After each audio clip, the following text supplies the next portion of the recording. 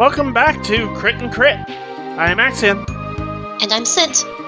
and we are continuing our way through Final Fantasy V and through our read-through and review of Harry Potter and the... Wow, I blanked on the name. Order of the Phoenix. Yes, thank you. Wow, it is not my day.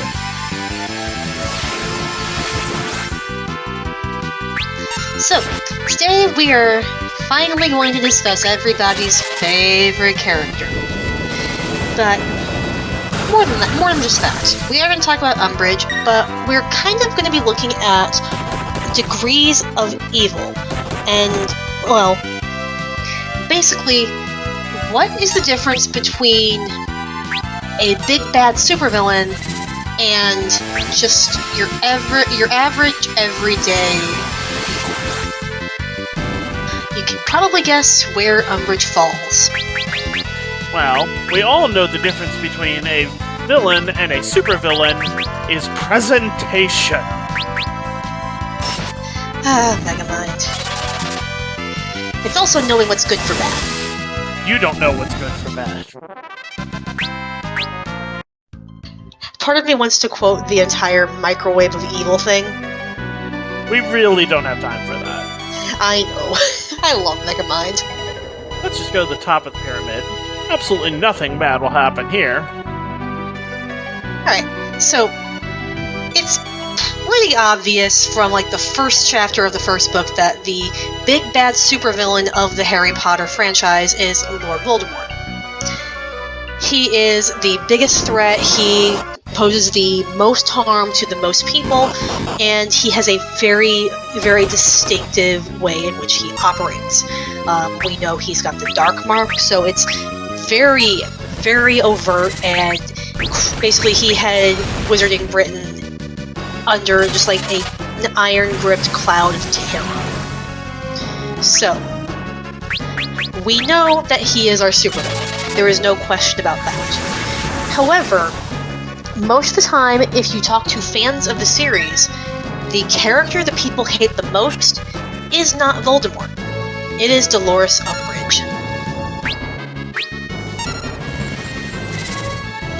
And there's a pretty understandable reason for that. One, Umbridge is a more relatable evil. Most people don't have to deal with... Oh. I was expecting that boss fight to be a little tougher. Most people don't have to deal with,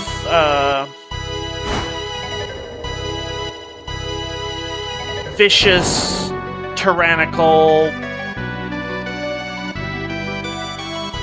Hitler analogs in their day-to-day life.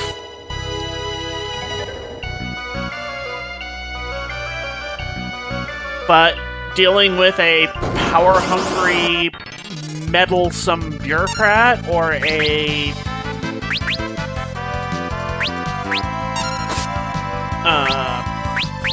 teacher who just seems to have it out for you,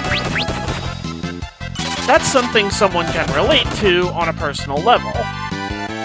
Yeah, not everybody has run into a Voldemort.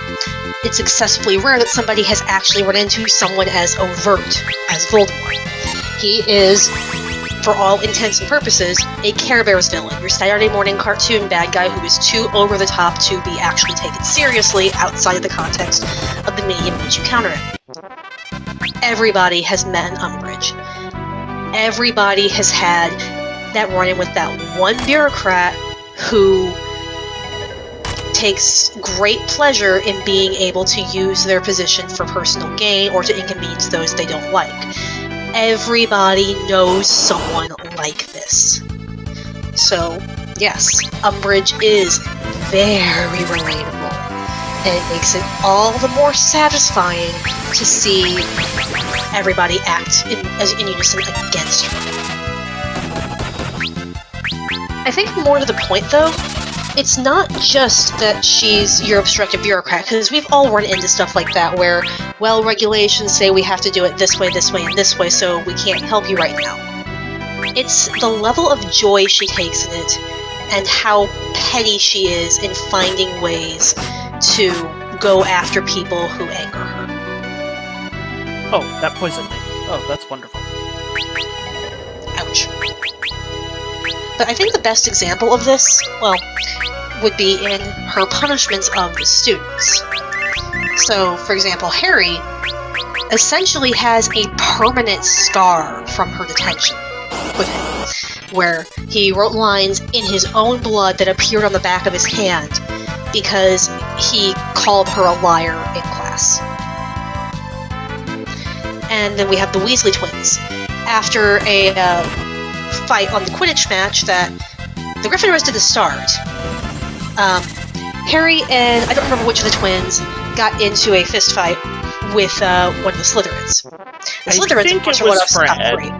Yeah. So, yeah, more to the point, Umbridge takes this as an opportunity to ban not only Harry and Fred from playing Quidditch ever again, but also George because, well, it's in his blood and he might have gone after it. He might have gone too. No one stops her because she has been able to get enough power at the school through Fudge's edicts at that point that she is effectively running the place. So even though one of them did absolutely nothing wrong and the other two were provoked and any other authority figure would have treated things accordingly, in fact, McGonagall started to, but Umbridge interrupted. She decided to levy a far harsher punishment than the offense required, simply because they'd crossed her before, and she wanted them to remember that she had power.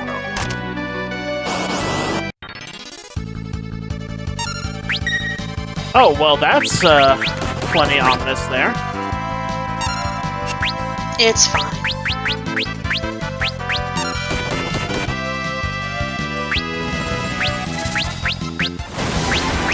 Umbridge also passes new rules against the students at a moment's notice.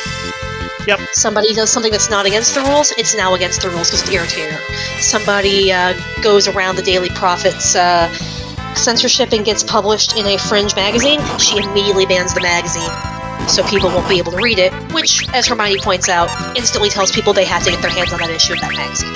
Yep. So she sets up her own little goon squad of McCarthyist toadies, mostly Slytherins because they'll do anything for power, and gives them authority to do all sorts of punishments across the school. Yeah. We have all met people who move the goalposts, who bend the rules to make sure that it only benefits them, and to punish things very, very irregularly based on who has favored them.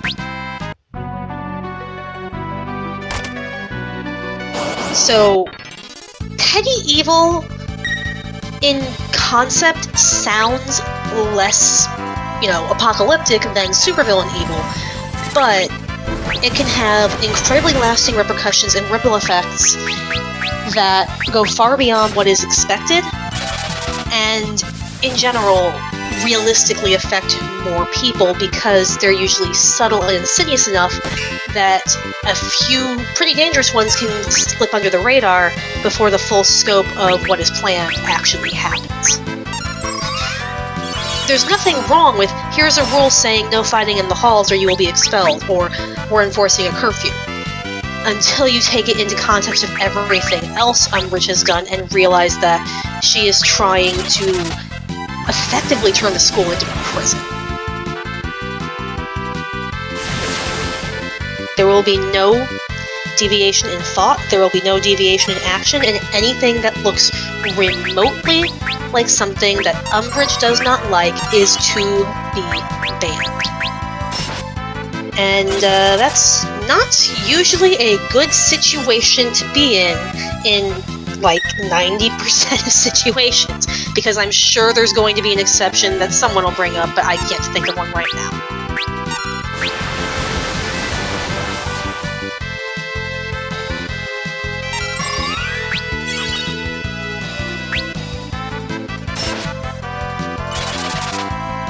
And I think this is also a good segue into how, as we mentioned before, social status plays into the role of evil, and essentially motivations.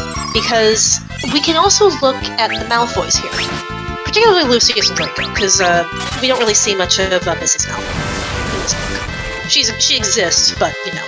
She's kind of a background character, all things considered. Yeah, but Senior and Junior very much appreciate and understand the perks of their position and use it liberally. Lucius Malfoy routinely goes to social events with Fudge, from what we've seen, makes frequent donations, is on very good terms with the Minister, and is seen snooping all over the Ministry, almost getting into Harry's hearing when he had no business being there, and nothing was ever done about it. We know that in the second book, he basically bought Malfoy's way onto the Quidditch team by giving everybody top-of-the-line broomsticks. So, we know that they very much want to keep their power and basically wield it against anyone else they can, which we see exemplified through Malfoy's use of his prefect powers and then his role on the Inquisitorial Squad. And I think that's kind of where Umbridge falls into things as well. She wants control, and she is a focused and petty enough person that she will do anything to get that. Even willing to lie to her boss, as we saw toward the end of What Fudge Doesn't Know Won't Hurt Him, as she threatens to torture Harry and Hermione for information. After Snape told her that he didn't have any more Veritaserum or Truth Serum to slip to the kids, implying, therefore, that she had been drugging the kids without their knowledge or consent. I mean, as you do. Yeah.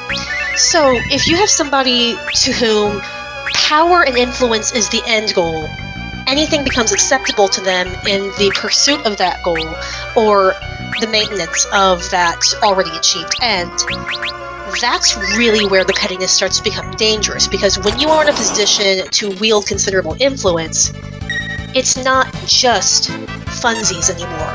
You are actually actively able to do serious harm to people and or society at large.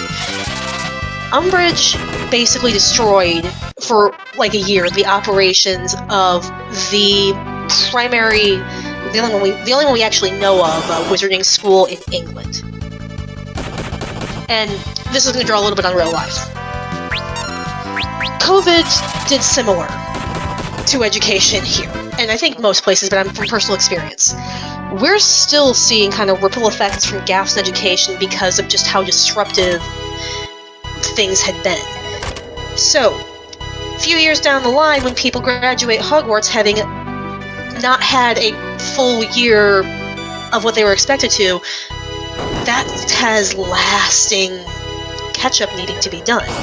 It's not something that you can just snap your fingers and say, oh, well, we're back to normal now, because there will be catch-up needing to be done. Damage control, as you assess what's been missed so people don't lack those necessary skills due to circumstances beyond their control. So, yeah, Umbridge got herself in a very, very dangerous position to Britain as a whole, especially when you consider that she was refusing to teach them basic self-defense as she had been hired to do. Yep. She was falling back on the idea that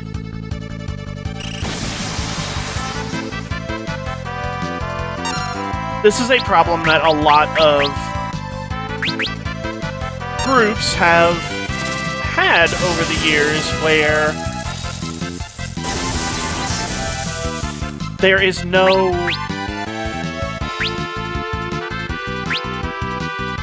consideration for practical study, and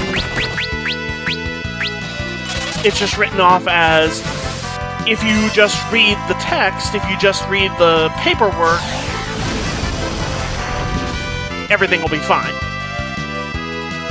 And in some situations, that can work, but there are others where you can't. Like, dumb example here.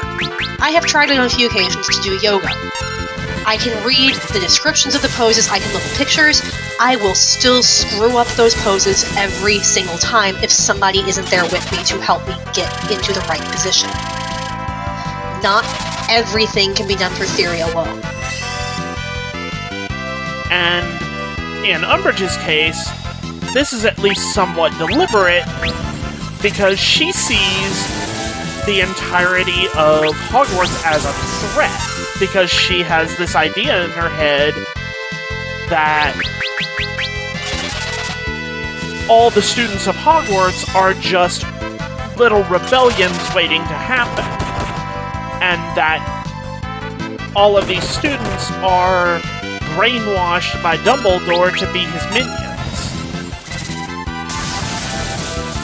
Which, if you've been paying attention throughout the books, is not the case. People do question Dumbledore. Some people say he's a little odd. Hi, puppy. They do not, unfortunately, do everything that their principal tells them to do. We see that even more in this book when people are actively saying that they're not sure that they trust Dumbledore, and their parents might have almost kept them out of school because of things that had happened and things that Fudge had said. But when people get an idea in their head that their authority is being undermined and they find an appropriate scapegoat for it, they tend to not let go of that to the destruction of everything around them. And I think this is segueing into more of another topic that we wanted to touch on than just on the realm of supervillainy versus pettiness. Right. So probably a good place to... Moving back over to Umbridge herself.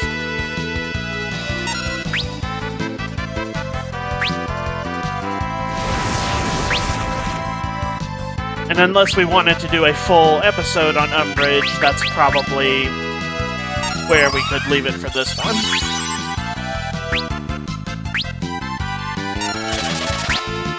I think we're fine on that, so until next time. Alright, see you then.